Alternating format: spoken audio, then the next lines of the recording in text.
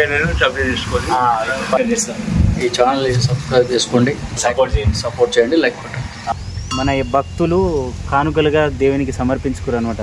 దేవుడా నేను అనుకున్నది జరగాలి గంట కట్టిరు. హాయ్ ఫ్రెండ్స్ అందరికీ, ఈరోజు మా పొలానికి దగ్గరనే ఉన్న ఒక ప్రత్యేకమైన టెంపుల్ అనమాట. నా వెనకాలే కనిపిస్తుంది. ఈ టెంపుల్ ప్రత్యేకత ఏంది, అసలు ఈ టెంపుల్ ఇక్కడ ఎలా వెలిసింది, ఈ టెంపుల్ అనేది ఏ లొకేషన్లో ఉంది అనేది పూర్తిగా ఈ వీడియోలో చెప్తాను. ఇప్పుడున్న జనరేషన్లో అయితే ఈ గుడి చరిత్ర అనేది ఎవరికి తెలియదు వాస్తవానికి. ఎందుకంటే తాతలు ముత్తాతలను అడిగితే తప్ప, వాళ్ళు చెప్తే తప్ప తెలుసుకునే పరిస్థితి అయితే లేదు. సో నేను ఈ వీడియోలో ఖచ్చితంగా ఈ గుడి చరిత్ర ఏంది, ప్రత్యేకత ఏంది, ఈ గుడి ఏ లొకేషన్లో ఉంది అనేది పూర్తిగా డీటెయిల్గా చెప్తాను. సో వీడియో చూసే ముందు చిన్న ఎంకరేజ్మెంట్ మీ నుంచి లైక్ చేసి వీడియోని చూడండి. ఎందుకంటే లాస్ట్కు వీడియో మొత్తం చూసినాక లైక్ చేయడం మర్చిపోతున్నారు. ఎవరైనా ఇంకా మన ఛానల్ని సబ్స్క్రైబ్ చేసుకోకుంటే ఈ వీడియోతోటి సబ్స్క్రైబ్ చేసుకుంటారని మనస్ఫూర్తిగా కోరుకుంటున్నాను. సో మనమైతే ఈ గుడి చరిత్ర తెలుసుకుందాం రండి. ఇప్పుడు ఈ గుడి చరిత్రలో భాగంగా ఫస్ట్ ఇక్కడ ఇప్పుడు ఆ గుట్ట అనేది దుబా గుట్ట అంటారు.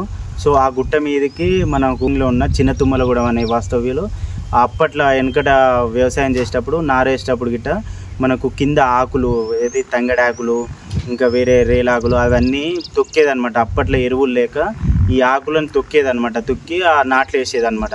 సో దానిలో భాగంగానే వాళ్ళ ఆకు కోసమని ఆ గుట్టపైకి ఎక్కేది. గుట్టపైకి ఎక్కి ఒక 3-4 పోయిరంట ఇళ్ళ బండి వేసుకొని. సో ఆ పైకి ఎక్కి ఆ తంగడాకు మొత్తం తీసుకునే క్రమంలో ఒక తంగడి చెట్టు కింద ఈ దేవుడు అనేది అక్కడ ఉందన్నమాట, ఓ రాయి రూపంలో. ఆ రాయి రూపంలో ఉంటే ఎవరైతే తంగడాకు పోయారో వాళ్ళు తీసుకొని అట్లే దేవుడి రూపంలో ఉంది కదా ఇంట్లో పెట్టుకుంటాను తీసుకొని వచ్చిందంట వాస్తవానికి. అట్లా తీసుకొని వచ్చి ఇంటికి తీసుకొని పోయి ఇంటి దగ్గర ఆ 3 వ్యక్తులు ఇంట్లో పెట్టేసిందంటే. ఇంట్లో పెట్టేసి తెల్లారి నుంచి వాళ్ళకు మొత్తం ఆరోగ్యం అంతా క్షీణించి వాంతులు, విరోచనాలు అంతా సంథింగ్ అవుతుంది అనమాట. సో ఉన్నారంట ఆమె సిగమూగి ఇట్లా అవుతుంది, మాకు ఇబ్బంది అవుతుందంటే ఆమె ఏమంటే సిగమూగి మీరు నిన్నమన్న ఏడికి పోయారు, అక్కడి నుంచి ఏదో తెచ్చినట్టురు కదా అని చెప్పి ఆమె సిగమూగి చెప్పేసరికి వాళ్ళకు తెచ్చినాం, ఇట్లా పలానా కాడికి పోయి మేము రాయి తీసుకొని వచ్చినామని చెప్పింది అనమాట.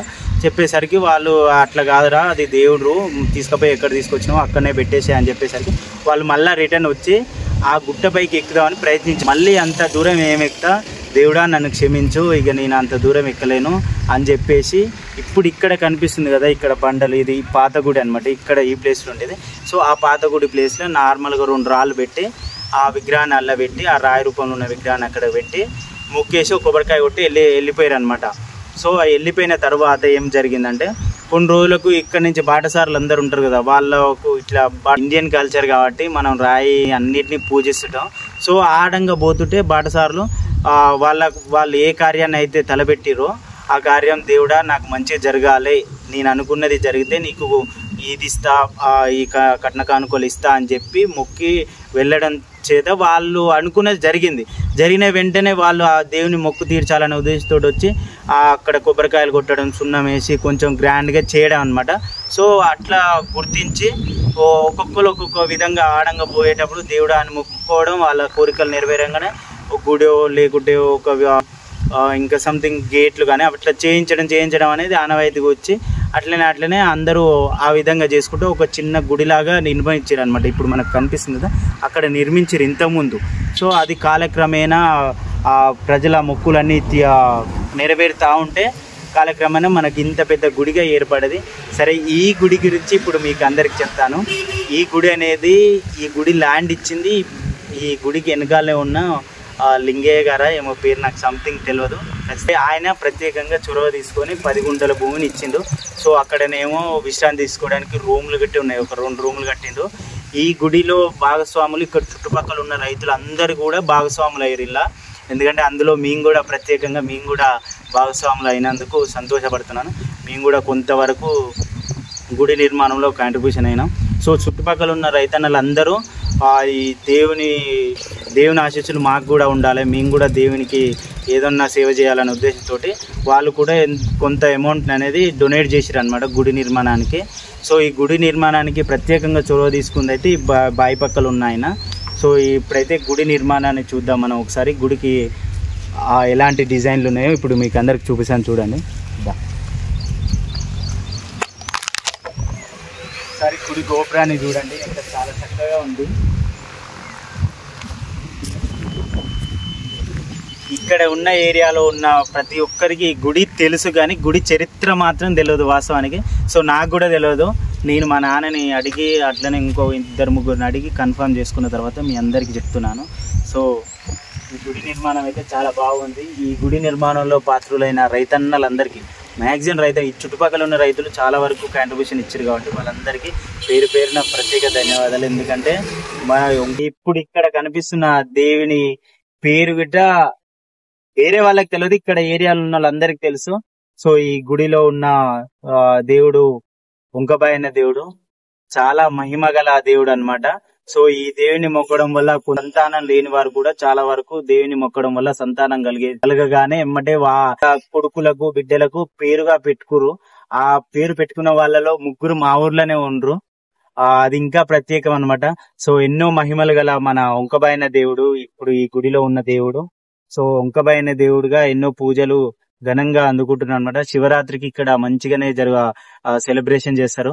సో ఎవరైనా వచ్చే వాళ్ళు ఉంటే శివరాత్రి రోజు రాండి, చాలా ఘనంగా జరుగుతుంది ఇక్కడ. ఇప్పుడు మనం పూజలో పాల్గొందాం, రండి.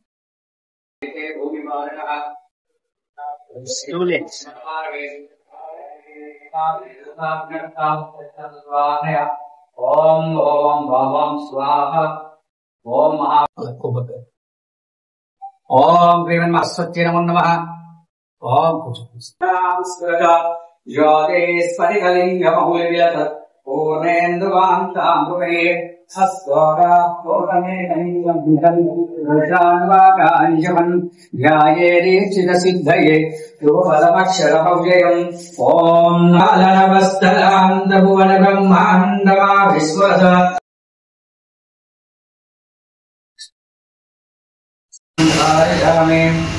గంధస్యోపరి అలంకరణార్థం కుంకుమ విలేపనం ధూపామోనేకో శివధూపామోనేకో ధూపామో ఇష్టలింగ ధూపామోనేకో శివధూపామోనేకో శివధూపామోనేకో ధూపామో ఇష్టలింగ ధూపామోనేకో శివధూపామోనేకో భగోదేవస్య కర్పూరమంగళ నీరాజనం మహామంగళ నీరాజనం సమర్పయామి. నీరాజనానంతరం శుద్ధ ఆచమనీయం సమర్పయామి. ఓం శ్రీ మహాదేవతాభ్యో నమః.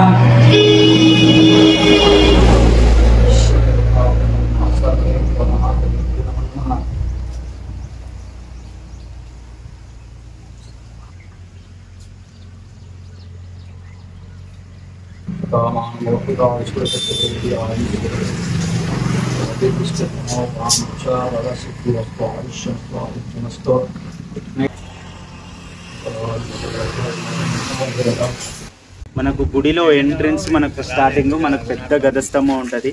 ఈ గదస్తంభం ఒకసారి చూడండి పై నుంచి కిందగా. సో పైన 4 గంటలు ఉన్నాయి అక్కడిక్కడ.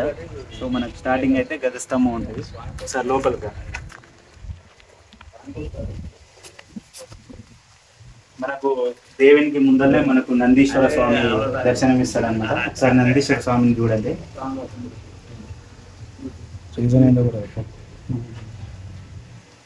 నందీశ్వర స్వామి అందరూ మొక్కోండి, అందరికి మంచి జరగాలి. కార్యక్రమం చేసిన మన ఫస్ట్ పూజలు అందుకునేది మన కొద్దిగనపయ్య. మనకు తొందరలోనే పండుగ గిట్ట రాబోతుంది. చూడండి మనకు గణపయ్య గిట్ట మనకు దర్శనం ఇస్తారు. ఇక్కడ మొక్కి తర్వాత నందీశ్వర స్వామి మనకు వంకబైన స్వామి. సో ఈ వంకబైన స్వామి చరిత్ర మొత్తం పంతులు గారిని ఒకసారి అడిగి తెలుసుకుందాం. అలాగే పక్కనే ఒక రైతన్న గిట ఉందో పంతులు గారితో ఇంటర్వ్యూ తీసుకుందాం. తర్వాత రైతన్న తోటి గిట ఇంటర్వ్యూ తీసుకుందాం. ఇప్పుడు అందుబాటులో ఇక్కడ ఉండడం జరిగింది. లోపల ఉన్న విగ్రహం కూడా అది పురాతన విగ్రహము. ఆయన పేరే వంకబైన స్వామి.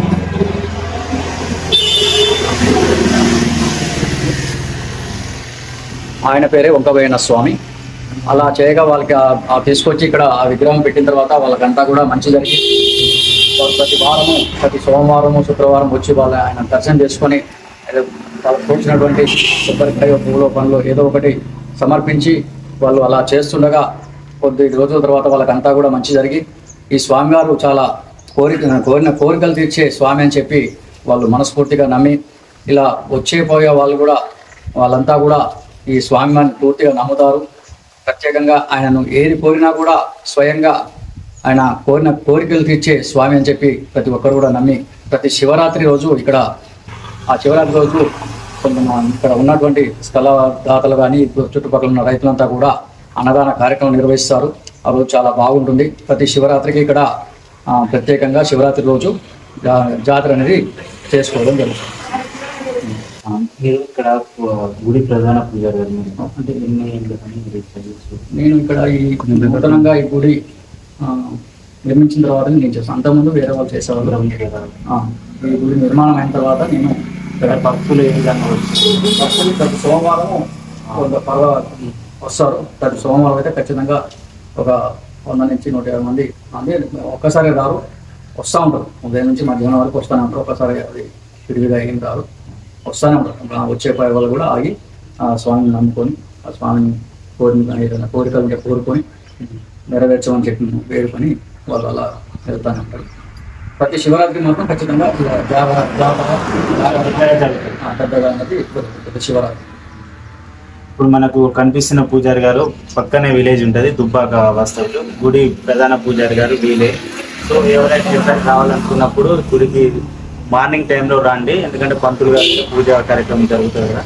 సో ఒకసారి పంతుల్ని కాంటాక్ట్ అయ్యి వస్తే కరెక్ట్ టైంలోకి వస్తే పూజా కార్యక్రమంలో భాగస్వాములు కావచ్చు. స్వయంగా అభిషేకం కూడా చేసుకోవచ్చు అనమాట.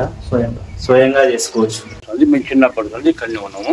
ఇక్కడ నోటినాగా ఆ దేవుడు అనేది పంతుకు అలా పుట్టకు పైన ఉండదని జనం చెప్పేది. మీరు అక్కడనే ఉండాలి.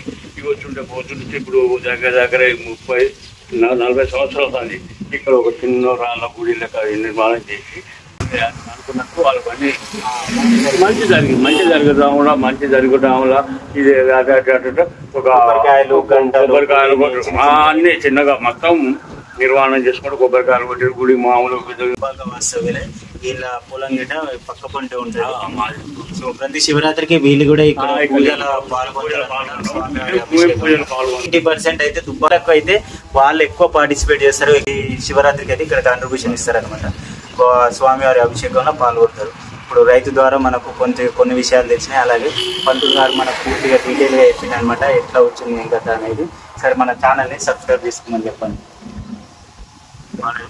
నా ఛానల్ని సబ్స్క్రైబ్ చేసుకొని ఈ ఛానల్ని సబ్స్క్రైబ్ చేసుకోండి, సపోర్ట్ చేయండి, లైక్ పెట్టండి. ఓకే. సో పాతగూడి అనేది మనకు ఇక్కడ ఈ గంటలు ఉన్నాయి కదా, దీనికి ఆపోజిట్ ఇక్కడ సైడే ఉండదు అనమాట.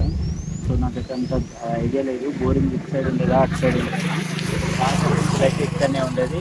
అంచెలంచెలుగా దేవుని మొక్కడం వల్ల వాళ్ళ కోరికలు తీరడం వల్ల మొక్కులు తీర్చుకుంటా ఇంత పెద్ద గుడిగా మనకు వెలిసింది. సో అది అన్నమాట మన పెద్ద గుడి. ఇక్కడ అన్ని గంటలు ఉంటాయి చూసారుగా. ఇవన్నీ మన భక్తులు కానుకలుగా దేవునికి సమర్పించుకోరు అనమాట. దేవుడా నేను అనుకున్నది జరగాలి, గంట కట్టిరు. దేవుడా నాకు అనుకున్నది జరగాలి, గంట కట్టిరు. సో నాకు కూడా ఈ వీడియోకి ఒక 10K లైక్స్ వచ్చినాయి అనుకో, మనం కూడా ఒక పెద్ద గంట కట్టేద్దాం దేవునికి. అలాగే ఏదో ఒక డొనేషన్ చేద్దాం, ఓకేనా? ఇది స్వార్థం అనుకోకూరి, అందరూ బాగుండాలి, అందులో నేను కూడా ఉండాలి.